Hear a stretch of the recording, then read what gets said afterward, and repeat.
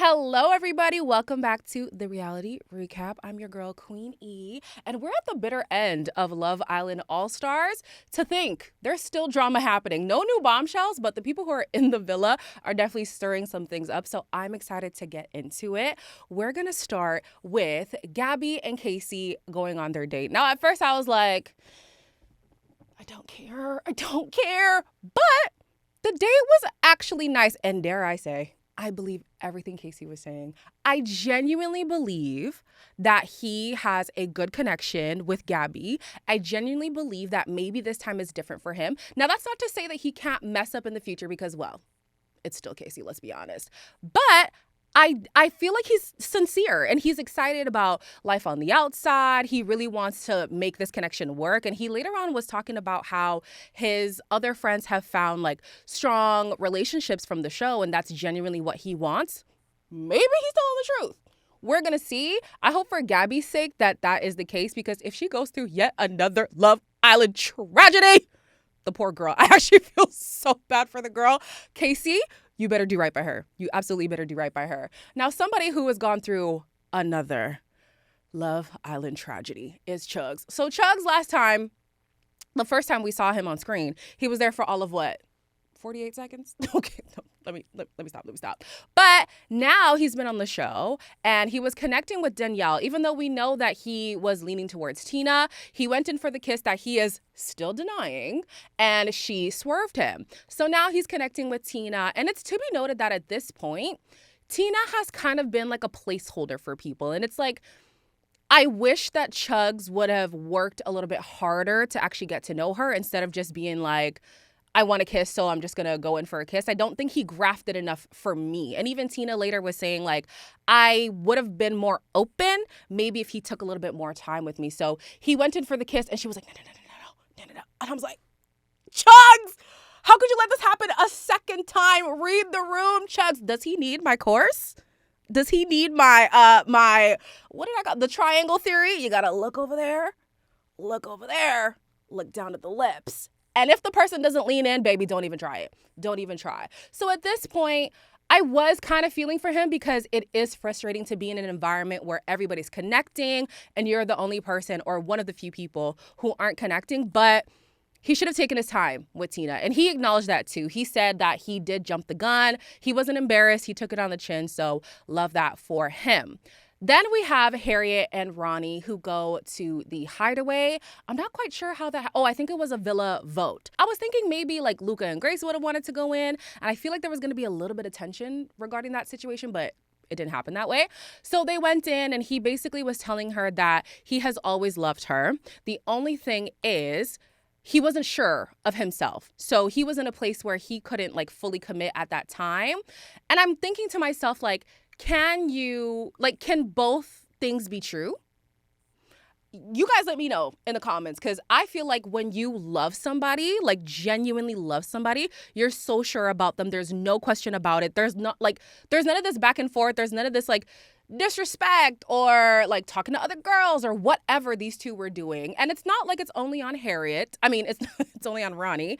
Harriett also had admitted to some things that she had done at the beginning of their relationship too. But yeah, for him to say he always loved her, I was a little bit like, okay. But he's now like, I want to apologize to your mom. I want to take her out for dinner and stuff. And so I really hope that he is sincere in everything that he's saying. I hope that he does right by Harriett, because she does seem like a really loyal babe. She's loyal to her girls. She's loyal to her man. So I think if he is saying everything to be true, they actually could have a good relationship. And I think the public is like really getting on board with their relationship too. It's a good sign. It's a really good sign. So then they play a game called To Be Honest. And this is where they are answering who is most likely to fit whatever the category is. So the first one is Chuggs and Tina. They get voted most boring. Have to say that I agree. Because what are they giving? They're giving us nothing. So definitely the most boring. Then next we have Harriett and Ronnie, who got the most votes for the least sense of humor. Now the rationale with them is the fact that they take jokes very seriously and they get offended easily. And so I would think like, I don't know if that necessarily talks to sense of humor, but I could understand why the people in the villa are like, you're very touchy when it comes to the jokes about your relationship. I mean, they're still in a sensitive spot. They're still rebuilding, so I can understand why that's an issue for them right now. Then we have most likely to cheat, which went most to Curtis and Ekin. Considering how he did the whole Danielle situation, I could see why that is a point of conversation. And he has admitted that he has cheated before. He promises he's not going to do it again. I don't know if I believe him, but that's what he said. So we're just going to go with what he said, okay? Then next we have Harriett and Ronnie, who got the most votes for going through somebody's phone. The rumor is Harriett has already done this. She's denying it. I feel like she did it. Because let me tell you something. A man sometimes will send you to do things that you never thought you would do. And if there are rumors on the internet, in my DMs, in the news, in the blogs, saying that my man is cheating, I'm checking your phone. I am. I don't care. Like, I don't want to be that person. I don't support the violation of privacy, but like, I just need to verify for myself. That's all I'm saying. So yeah, she denies it, but I think she did it. I really think she did it. Then next we have who is in it for clout. A lot of people voted for Casey.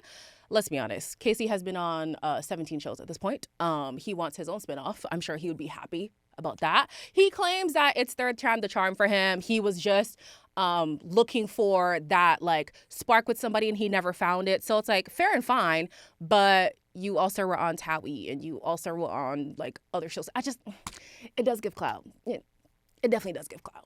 So it turns out that the couples who got the most votes, whether it was positive or negative, are now vulnerable. So the three couples at the bottom are Ekin-Su and Curtis, Harriett and Ronnie, and Chuggs and Tina. We already know it's going to be Chuggs and Tina. Like, let's be honest, who's voting for them?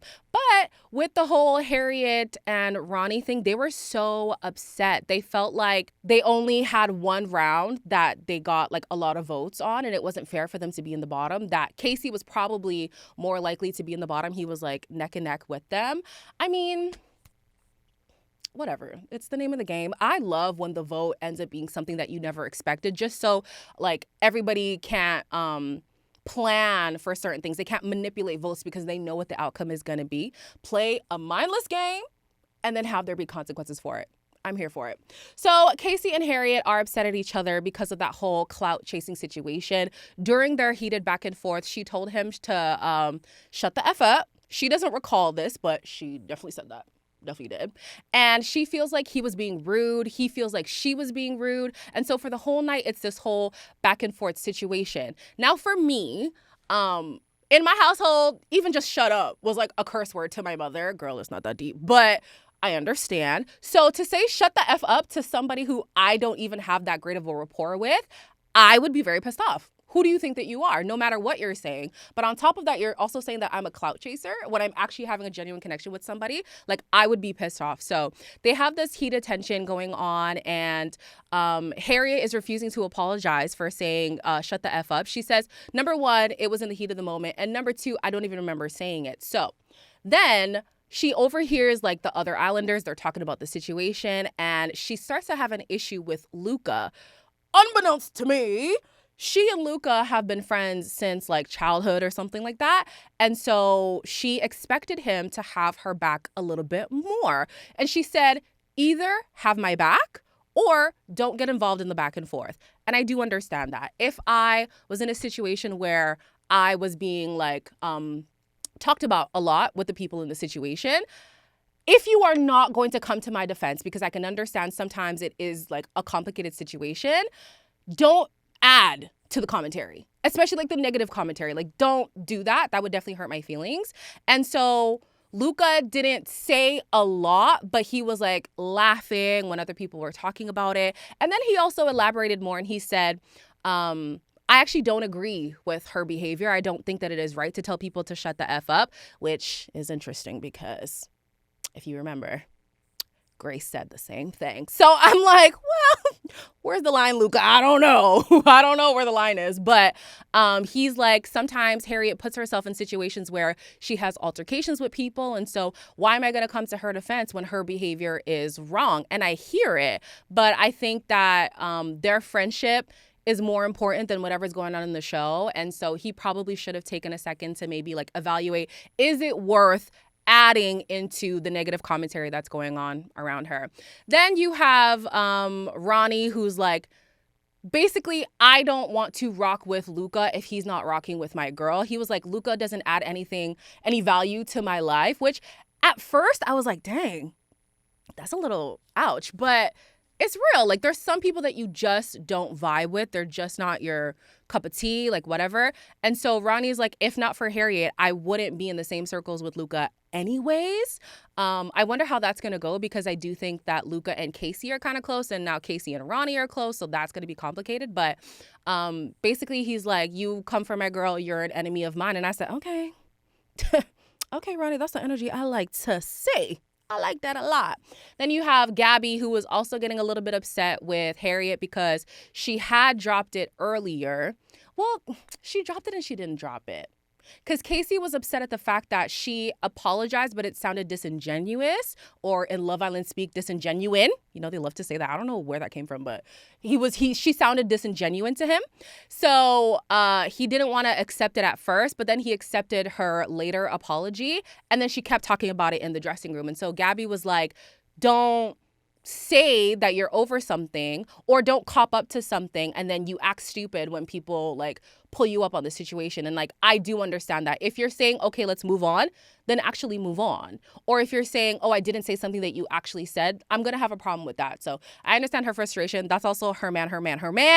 You gotta have your man's back. So the next day is the result of the vote for the dumping. The public was asked to vote for who they like most, basically. And so Harriett and Ronnie got the most votes, so they are out of the bottom.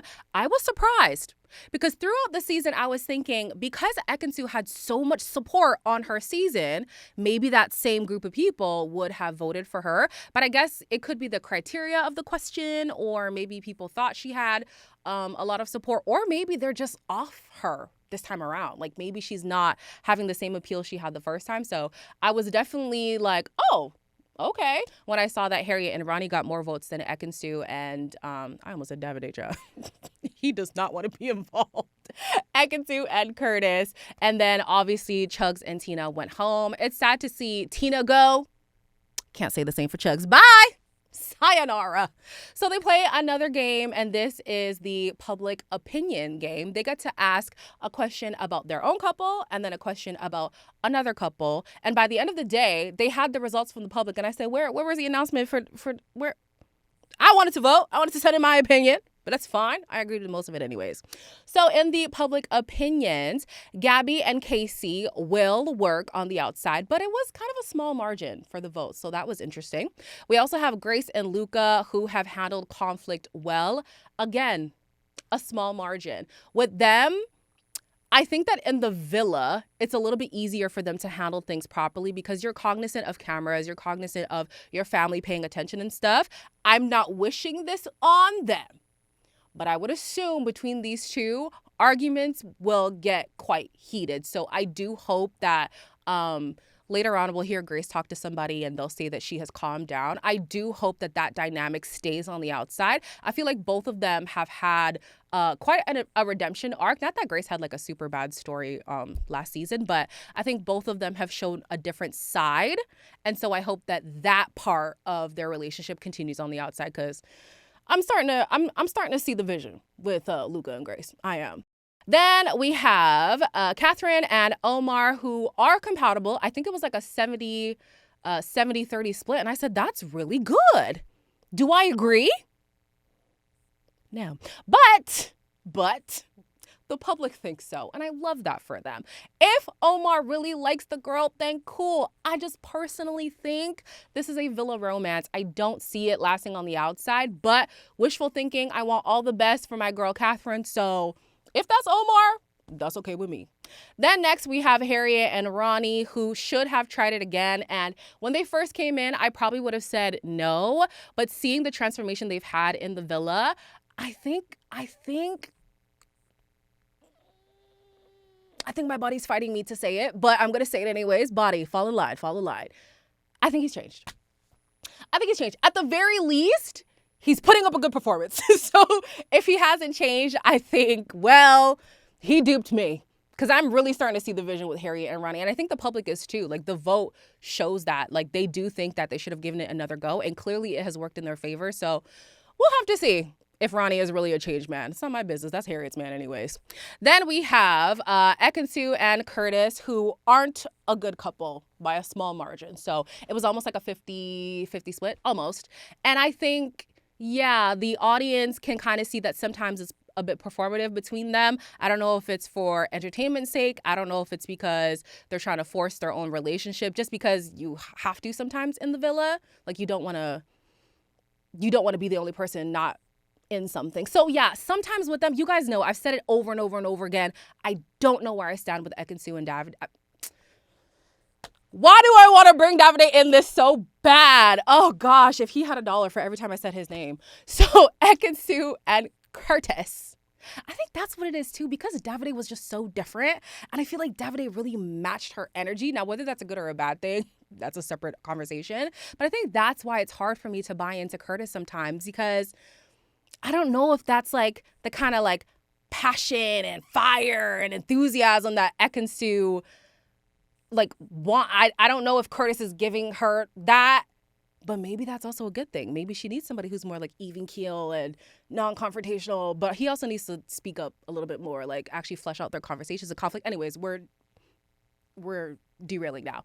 But yeah, I think I would have voted the same. I don't think that they're that compatible, but stranger things have happened, so we'll see. And then we have Elma, who does like Sammy more. Everybody can see that. It was a small margin, but like everybody can see that. She's definitely smitten. But I think that that's Elma's personality. She does seem like a girl who falls hard and fast. I don't think it's a testament of like, oh, he doesn't like her. I think it's just very evident that she does like him, you know? So then it's on to the questions that the couples asked about other couples. Catherine and Omar asked if Casey is here for clout, and the majority of the public said he wasn't. It was by a small margin though. Casey was upset about that because he was like, we already know that I'm not here for clout. Why would you even pose that question to the public? They're trying to say that they're giving Gabby clarity. I think that everybody was starting to lean into that. Like, no, I asked this question for you. No, you didn't. No, you didn't. But anyways, Gabby got the clarity that she wanted. The public said that he's not here for clout, so we'll see if that's true. Then we have Gabby and Casey, who asked if Luca made the right decision picking Grace, and the public said yes.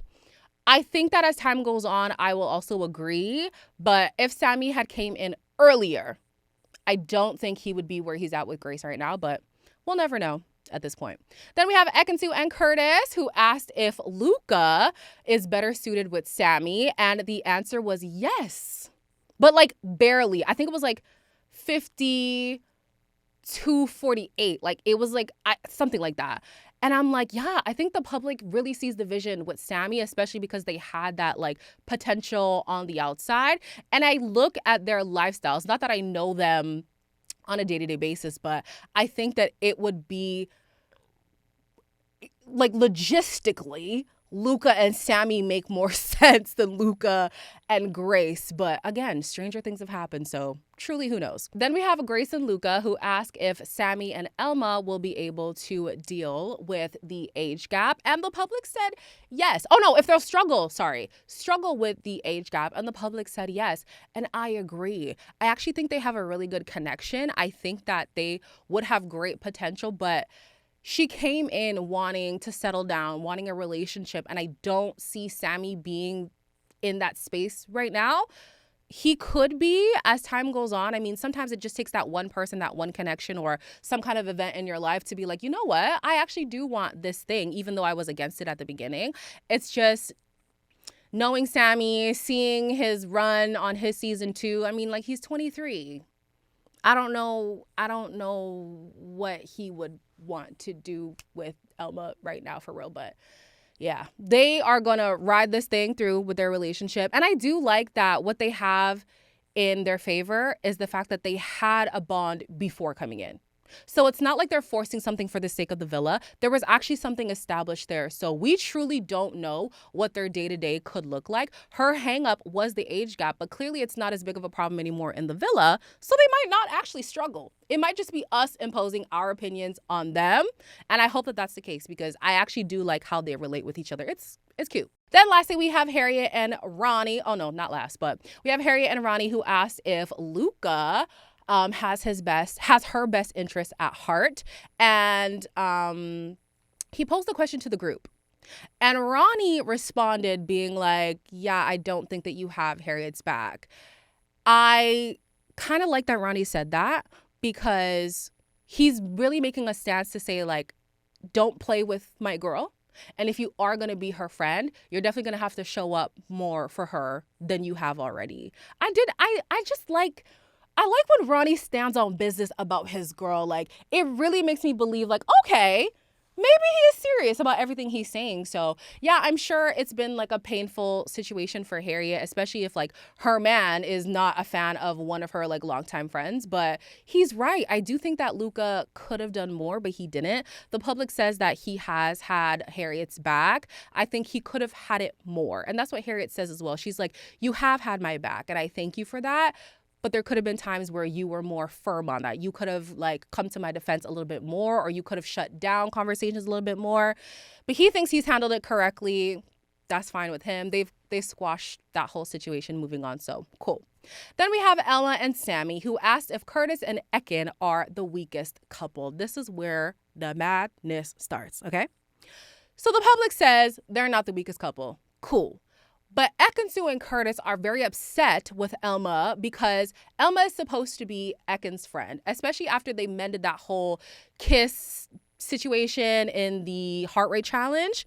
They argued, they forgave, they thought that they had moved on. So the fact that she's bringing it up again, saying, oh, but no, they said, Elma and Sammy said they brought it up because of the Danielle situation.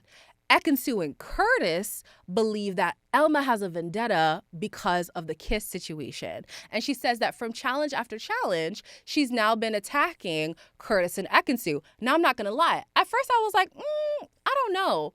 But then I recount and I'm like, no, Elma has been picking Ekin-Su and Curtis for a lot of things. And it's always like something negative. I don't know if she's realizing that she's doing it deliberately. I'm not quite sure what's going on through her mind. But I could see why from Ekin and Curtis's perspective, it feels like an attack and it feels like there's a vendetta, especially because we're supposed to be friends.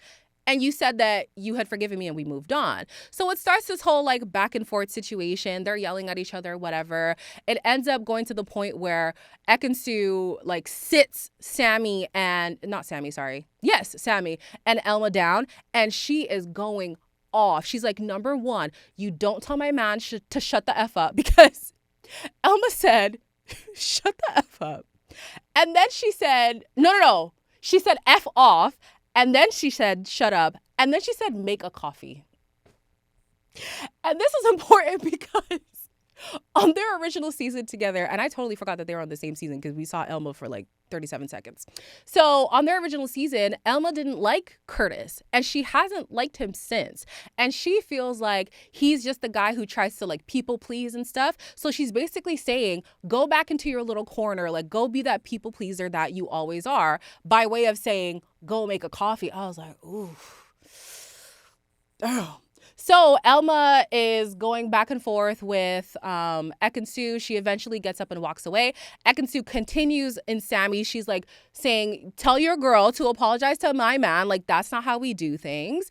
I think that it could have been handled a little bit better. I think that Elma is the type of girl who responds to like a soft approach. Because if you come to Elma with energy, she's going to meet you with energy. And you don't want Elma's energy because Elma doesn't play. She's a girl who does not back down. I have to say sometimes I kind of rate it. She might go a little overboard, but one thing about Elma, she stands on business. If she's convicted about something, her mind is not going to change. I'm not too mad at that. Moving on, Luca and Grace have a conversation and he gets quite vulnerable with her. He's like, listen, I like you a lot. I think that you're it for me at this point. I'm closed off in the villa. Out the villa, I want you to meet my family. Like, he's so in with this girl. And this was the moment for me that I was like, okay. Like, I think I'm in for sure. I like the vulnerability that we've seen from him throughout the season. I like that we got to see a more chill side of him, because when he was back with Gemma, it almost felt like, my precious, like it felt like he was so scared to let this girl go, and it was like he was suffocating her. But this one feels a lot more reciprocal. It feels a lot more chill. Even Grace is showing that vulnerable side as well, because we know that she can be very fiery, but with him, like, she's a lot more even keeled and stuff. I think that their connection is good. It's the logistics that I worry about on the outside. But also because they're all like in the Love Island world, does it really matter? I feel like eventually people are gonna be running in the same circles, even if they didn't beforehand. So, hey, I will go out on a limb and say that I'm rooting for this. I'm rooting for them. I'm rooting for them. Yeah, I'm rooting for them. Yeah.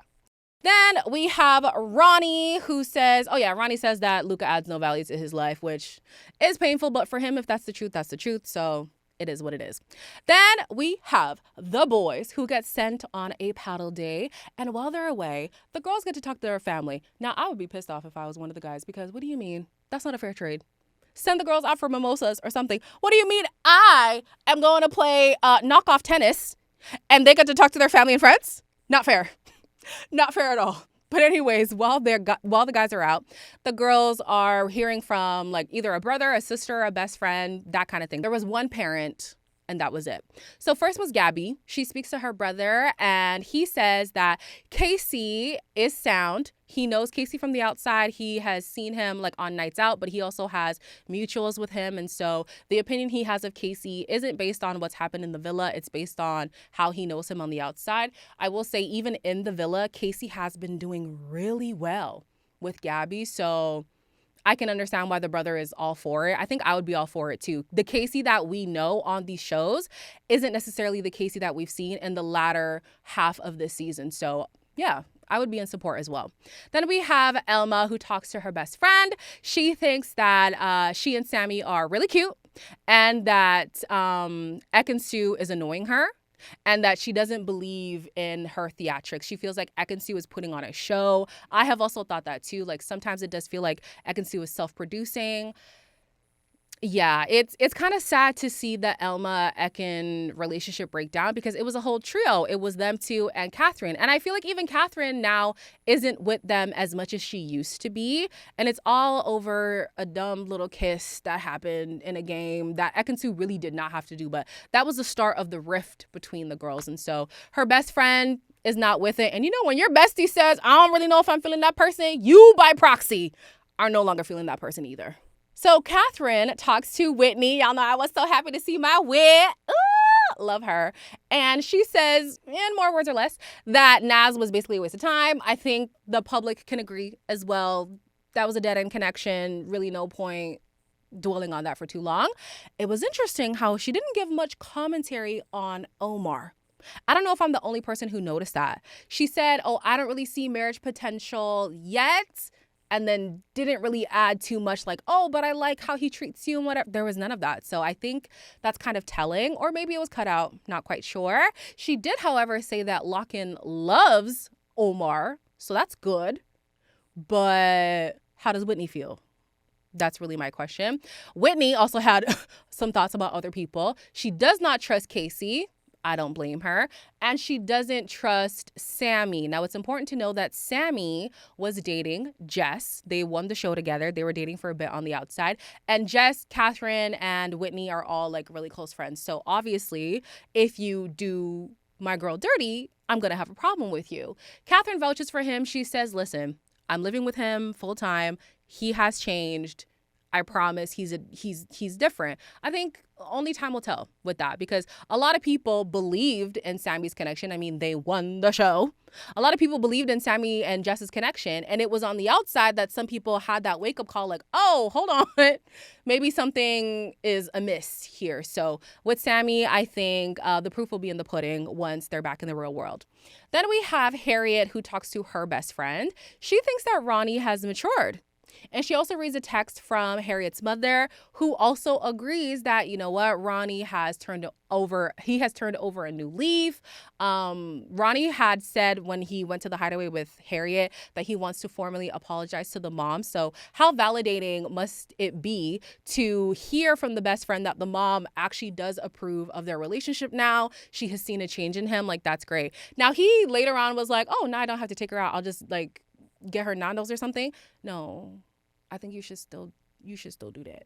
You should still do that. Oh, also with the whole Harriet thing, her friend did confirm that she told Casey to shut the F up. Now, Harriet was denying that, but the friend was like, no, girl, you did say that. And I do appreciate that Harriet was like, you know what? I have to go and re-apologize to Casey. I love Harriet. I do. Like, I'm not a super fan or anything about anybody, honestly, but Harriet, like I said, is loyal. She's loyal to the girl. She's loyal to her guy. Like, she just has that energy where it's like, I want to be friends with this girl. She's somebody who's going to have your back no matter what. And so for her to hear that she made a misstep and to not even question it, she's like, you know what? Let me go and fix my wrong. I feel like that's so honorable. I loved that from Harriet. So she did apologize. Casey accepted it and they moved on from that. Then after that, we had Grace, who talks to her dad. He thinks that Luca is fabulous and handsome. And then I was like, oh, this is a little bit too close of a connection for me. It might be a cultural difference because I'm Zimbabwean, I'm African. So there's like a line with parents, right? But Grace's dad says, was Luca on the Boy Scouts? And she's like, what? And he's like, because there's a lot of like tent building at the night. I said, oh,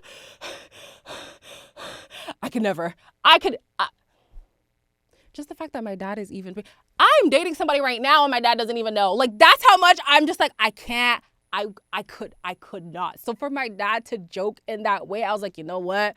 Kudos to y'all relationship because it could not be me. But she's like, my dad is like my best friend. It's a beautiful connection, honestly. And so for her best friend, for her father to approve of her relationship, like, what more could you want from that? That's definitely great news.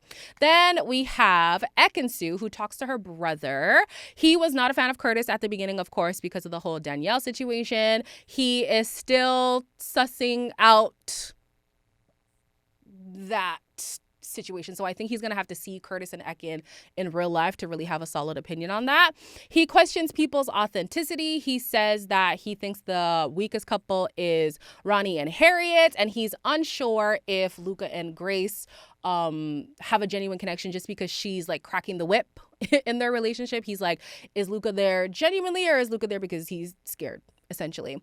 And then he's like, yeah, Elma, I'm kind of giving her the side eye. She's supposed to be your friend. She's not having your back the way that a friend is supposed to have your back. And then I don't know if this is me reading into things, but Ekin-Su said, I love you to her brother 3 times and he didn't respond. And I'm just like, is that a brother thing? I feel like if I said, I have one brother. If I say I love you, he'd probably like knock me in the head. Like, what are we doing? This is not what we do. And the other brother would be like, okay, and tap me on the shoulder. So I was like, maybe it's that. But I was like, oh, siblings. It'd be like that sometimes. Then back to the whole paddle thing, the knockoff tennis. We have Curtis and Sammy who are rehashing the argument that happened the night before. And they just have to agree to disagree. Because on Sammy's side, he's like, I think that the argument is baseless. Like, we don't have a vendetta against you. And then Curtis is like, okay, fine, but I need an apology from Elma. And he's like, go ask for it from Elma. Why are you asking me? Like, I'm not going to give it to you. And she didn't mean it in that way. And so Curtis is just so hell-bent on getting a genuine apology. Like, he has heard Elma say, it was said in the heat of the moment. I amended it and I said, shut up instead of F off. But he's just like, no, I need an I'm sorry or I apologize. And Sammy's like, well, I don't know what to tell you, sir. You're going to have to find that somewhere else. So they're going to touch base with that whole situation when they get back to the villa. When the guys come back, obviously they hear that the girls got to speak to their friends and family. I would be very salty, but I feel like the guys handled it quite well. Sammy gets told that Whitney does not approve of him yet. She's still skeptical of him, and he understands. Jess is his friend. He does admit that he handled that poorly. And I'm so glad that he said that because Sammy, to me, I think the thing that irked me the most about him was he would say such like hurtful things either to Jess or about Jess and then not apologize or not understand why that would be hurtful. So to see him on camera admit that that situation just was not ideal at all. He shouldn't have said certain things. He shouldn't have done certain things. It was really nice to hear. He says looking back on that, he has matured now. He is in a different space completely. And that's why I'm like, you know what? There could be potential with Elma. Could the age gap thing be a problem? Sure. But sometimes that one person is enough for you to be like, you know what? I am going to commit, even though that wasn't what I was actually looking for. So yeah, that was a moment of maturity from him that I genuinely appreciated. So you got 1 point in my book, Sammy. Just one though. Actually 2, because I remember him picking up Elma in the heart rate challenge. That was really nice. That was really nice. Then we have Elma, who talks to Ekin-Su. They bury the hatchet. They basically are like, you know what? We're 2 fiery characters. Things got away from us. Like, it does seem like an attack, and it really isn't. Elma is standing on her belief that every question she has answered did apply to Ekin-Su and Curtis. It's not a matter of her just picking them just to be upset about something. And I think with that rationale, I can kind of hear it. And then Ekin is like, oh, are you going to apologize to Curtis? And she's like, no. Why would I do that? And then Curtis comes up and he's like, hey, can I talk to you? I would like an apology. And she's like, no, I'm not going to do that. Elma stands on business. I have to give her credit for standing on business. That's my thing. Even if, okay, I do think, of course, there are times where you need to humble yourself and apologize for certain things, right? But if you are convicted about something, what is the point of playing in somebody's face knowing that you don't agree with whatever you're saying to them? If you are convicted by something, stay convicted by it. Stand on business. And Elma stands on business. I love that about her. I can't lie. I do. I love it. Then Grace and Gabby tell Catherine that Ekin-Su was talking earlier and was like, you know what? I think that Sammy and Elma have problems, but they deflect their problems and call us out instead. And so, of course, Catherine has to go and tell Elma. Elma took it on the chin initially. I think she is thinking about it throughout the night, and then she does talk about it in the morning. Now, do I think that Sammy and Elma are deflecting? No. I actually don't think they have problems unless things are happening that we're not seeing in the edit. I think that they've had quite a smooth run. I can't think of a situation where either of them had a slight head turn or they had some kind of altercation that didn't go right. I honestly don't think that they're deflecting, so I'm not quite sure where that came from with Ekin-Su. But then we have Elma the next morning who says that she questions Curtis's intentions. So she feels like sometimes the theatrics between the both of them are quite performative. I think that it's a mutual thing. And even Ekin-Su was like, I like being theatrical with you. Those were her words. She went and sat by the daybeds with him and was like, I like doing that with you. But the problem is we don't know what is real and what isn't real. And the fact that even people in the villa can't pinpoint that, that's a problem. I think it's one thing if the audience believes something and then the people on the show believe something different. But even the people on the show question your intentions, something is amiss with this couple. Then we get to the Love Island favorite. It is the talent show. Oftentimes, it's just a bunch of talentless activities, but I will say this group did decent. They did pretty well. The first was Harriett and them splits. It takes me off guard every time, but that girl can move.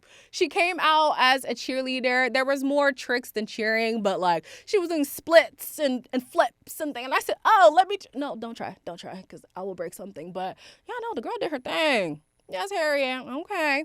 Then we had Omar, who did balloon art. I also was skeptical about him, but the simplest one that he did, the little heart for Catherine, I was like, oh, that's so cute. So cute. I loved it. It was great. Then we had Gabby, who did tap dancing. I didn't like how the show would either show just the top of her body or just the bottom of her body. I want to see the girl tap dance. But based on the edit, I feel like they made it seem like she was really good. So I think Gabby was good. Then we had Sammy, who did circus tricks. I was personally entertained by when he grabbed Casey and they were doing a weird side jump thing. I was like, oh, what a neat little trick. That was cute.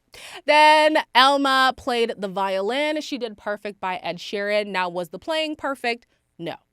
However, you could tell what song it was. And it was quite decent. I don't know when was the last time she played violin. Maybe she played it in school or something, but it was quite good. I had to give her props. Like, no, she did great. Next was Catherine. She did cake decorating. I'm sorry, Catherine, girl, I love you, but that was not good. That was not good, girl. It wasn't giving, but it's the effort that counts. It's the effort that counts. Then we have Luca, who did I'm Glad You Came. Did he sing his first season? Because I don't remember him being a singer, but as a singer, he didn't do too bad. He wasn't like singing the house down, but he held his own. Good job. Ronnie did soccer tricks, or what do they call it? Football. Whatever you want to call it, he did it. It was all right. It was okay. Then we had Curtis, who obviously danced. However, this time he said, y'all can pick the style and then I'll dance. Now, this I appreciated because all of them hips, I'm sorry. I'm traumatized by the hips from Curtis. I'm going to have nightmares. But it was nice to see him do like hip hop. And I think he did, was it the Charleston? He did other styles too, and I'm like, see, now this I can get with, like, do the salsa, do the cha-cha, do the foxtrot and the hip-hop and the contemporary, like, spice it up. We've seen the salsa enough at this point. Then next we have Grace, who did, like, a hula hoop thing. It was cute. I feel like she did the same thing her first season, but I don't quite remember. And then came Curtis. Now, Casey. Casey was a ventriloquist. And his ventriloquist dummy was called Salty. This is important because Salty was very salty and giving commentary on certain people in the villa by way of impressions. So I'm going to tell you what stuck out to me of the things that he said. The first to get called out was Omar and Catherine. He says that Omar really wanted to kiss Tina twice, and Catherine basically forgave him a little bit too easy. Y'all know I agree. I'm sorry. I know that he was saying like, oh, I just picked her because I knew there was nothing like between us, but twice? One time I could let it slide. The second time I feel like this is deliberate. So I'm glad that Casey pointed it out because I too was kind of giving Omar the side eye with that whole situation. Okay. Then next to get called out was Luca and Grace. He said that Luca was basically sulking his first few weeks there. And then Grace came. Oh, he also said that Luca thought the girls were fossils. Because they were all so much older. I'm sorry, call them fossils. I was like, damn. And then Grace came in and she cracked the whip. And so, yeah. Casey's basically insinuating that Luca would have rather been with Sammy, but because Grace is so strict, he had no choice but to stick with her. That's always going to be a thought in my mind. But like I said, I'm on the ship. So I'll root for them for now. The next thing get called out was Elma and Sammy. Basically, Casey was saying that Elma definitely likes Sammy more and that she's too old for him. Yeah, they're going to hear that for a long time, I think. Then he calls out Ronnie for basically being whipped. I think at this point, Ronnie knows that he's in the groveling era of their relationship. So he's okay with being whipped right now. He got the girl that he wanted. So I'm sure eventually their dynamic is going to be even again. But I think that he should remember that the things that he did to get her back, he's probably going to have to maintain. So I do hope it'll end up being reciprocal and it's not just him trying to like beg for her forgiveness again. I hope that Harriett does start to reciprocate some of that affection. But don't let up, Ronnie. That's the problem. Don't just do the things to get the girl and then you stop them once you got her. Like, continue the things. He roasted Ekin-Su and Curtis too, but I don't really remember what he said. So moving on. Last was Ekin, and Ekin played the piano and she was really good. I think even Catherine was like, oh my gosh, my eyes are welling up. Like, you're talented. The group was taken by surprise with that whole situation. They ended up voting for who they thought was the winner. Ekin and Curtis won. And so they got the hideaway. We know that Curtis has been begging to go back to that hideaway since his bust up with the whole Danielle situation. So they got to go in there. I don't know what they was doing, child. I wasn't watching because not my business. But that's basically it. That's what happened. There is some stuff missing, but don't worry about it. We will cover it in the next episode. And for all the Love is Blind lovers, we're talking about Love is Blind as well. So it's going to be Love Island All-Stars, the last bit of that. Love is Blind as well, which I feel like is going to be so hectic. Buckle up. You're going to get all of my unfiltered opinions. Well, we'll see. We'll see how much I filter it. You will get my honest opinions. That'll be for sure. But yeah, I'm so excited to jump into another show. You guys let me know how you've been loving Love Island so far. Let me know what you're anticipating about Love is Blind. As always, like, comment, subscribe, do all the things. Hit us on all the platforms where you can watch the reality recap. And I will be here again next Tuesday. See you later.